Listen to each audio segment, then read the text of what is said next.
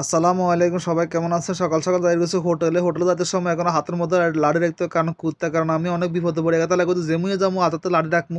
তো আজকে হোটেলে যাবার কারণ হয়েছে আমার এখানে যে ম্যানেজার গুলো আছে বেগুন আসে এখানে রাস্তা একটা কাজ চলে তাহলে কদিনকে টাকা দিছে কত হোটেল যায় নাস্তা আনবে।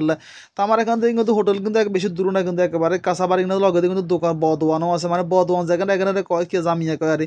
তো এখন এখানে দেখছেন কত সুন্দর গাঁয়া গল খাবার হচ্ছে, ড্রাইভার গুলো বেগুন পাকিস্তানের ড্রাইভার গুলো আছে এখানে, বেশিরভাগ ড্রাইভার আছে পাকিস্তানি।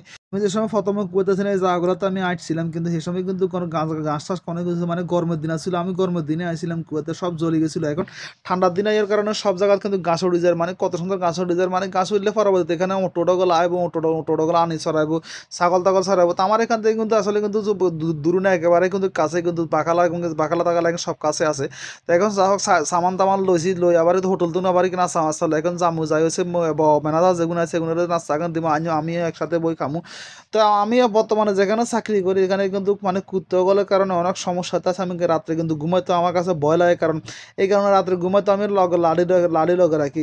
কারণ আমাকে কুত্তা সময় ছিঁড়ে দিয়েছিল, আমার কুত্তা ছিল না, কারণ আমি অনেক কষ্ট করছি, মানে বিদেশে মানে কোনো কিছু যদি কুত্তা বিলে যদি ছিঁড়ে দেয় মানে অনেক কষ্ট করানো লাগে। দেখছে নাও ফেলে না কেন যদি যার কথা শুনতে দেখছেন ফেলে না দেখে দিন লারে হরানো উঠে আরে ফেরানো করে আসি আইসি এখন আইফের অর্ডার কোন দিনে যাবো বাংলাদেশে, তার কোনো ঠিক ঠিকানা নাই।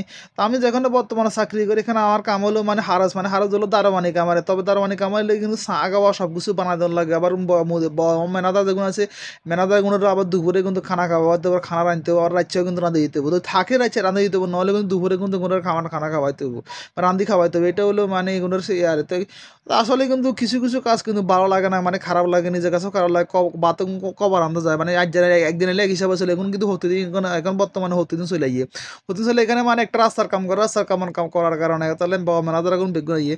তো এখন যা হোক কিছু কারণ আমার লগে যে যে যে হিসাবে চুক্তি করিয়া আছি এই হিসাবে আমি এখন কাজ করি।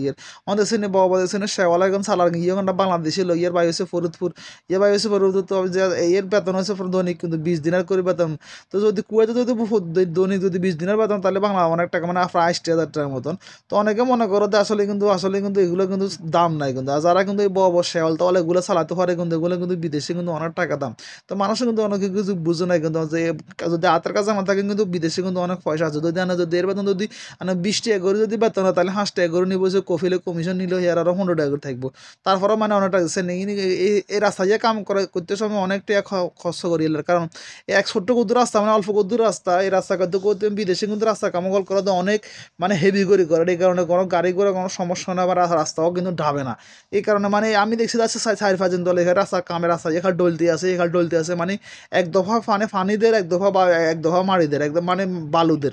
তো এই অবস্থা কিন্তু আপনার কিন্তু মানে অনেক টিকসই হিসাবে কাজ করে কিন্তু। তো অনেকে মনে করে আসলে কিন্তু বিদেশে কিন্তু সহজ মানে সহজ কাজ করে, কিন্তু না রে, আসলে সহজ কাজ করে না। বিদেশে এক একটা রাস্তার ভিতরে অনেক টাকা খরচ করিলে, এক একটা যদি বড় বড় যেগুলো কোম্পানিগুলো কাজ করে অনেক টাকা খরচ করিলে। ভিডিওর মধ্যে যদি কোনো ভুল টুটি হয়ে থাকে অবশ্যই ক্ষমা সুখে দেখবেন। ভিডিওটা কেমন হচ্ছে অবশ্যই কমেন্ট করে জানান, ভালো লাগলে ভিডিও শেয়ার করে দিয়ে। তো বিদেশে একটা কথা হলো, বিদেশে জানে যে হাতে কাজ যদি জানা থাকে অবশ্যই কিন্তু অনেক টাকা ফায়দা, যারা কিন্তু ড্রাইভারে জানে ড্রাইভারের বিষয়ে কিন্তু অনেক টাকা ফায়দা আছে।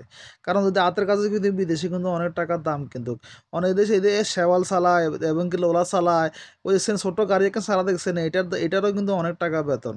তো অনেকে কিন্তু বুঝে না কিন্তু আসলে।